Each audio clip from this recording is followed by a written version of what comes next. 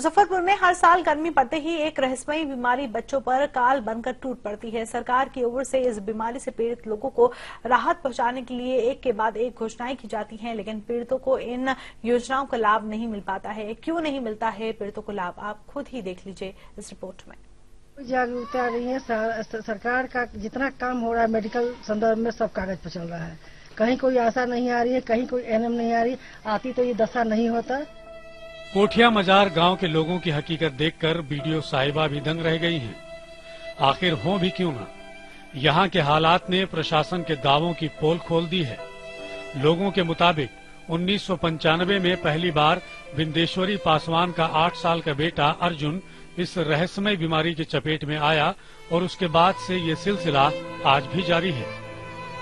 पिछले साल रंगीला देवी के 3 बच्चों की भी इसी बीमारी से मौत हो गई और सरकार की ओर से उसे 50,000 रुपए की मदद देने का ऐलान किया गया, लेकिन उसे आज तक 1 पैसे नहीं मिले।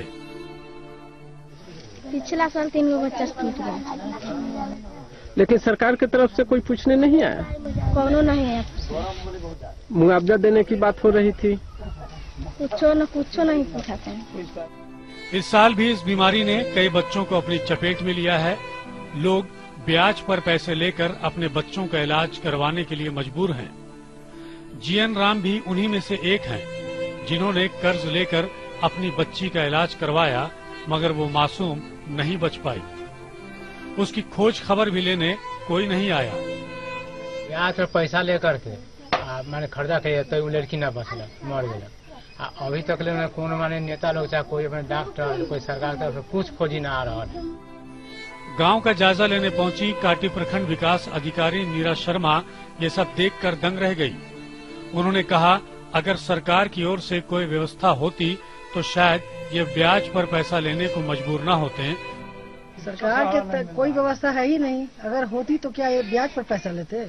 हम मुआवजा देंगे, कभी एमपीएससी से पैसा भी दे रहे हैं इनको, और जितना हमसे संभव बनेगा इनको हम देंगे।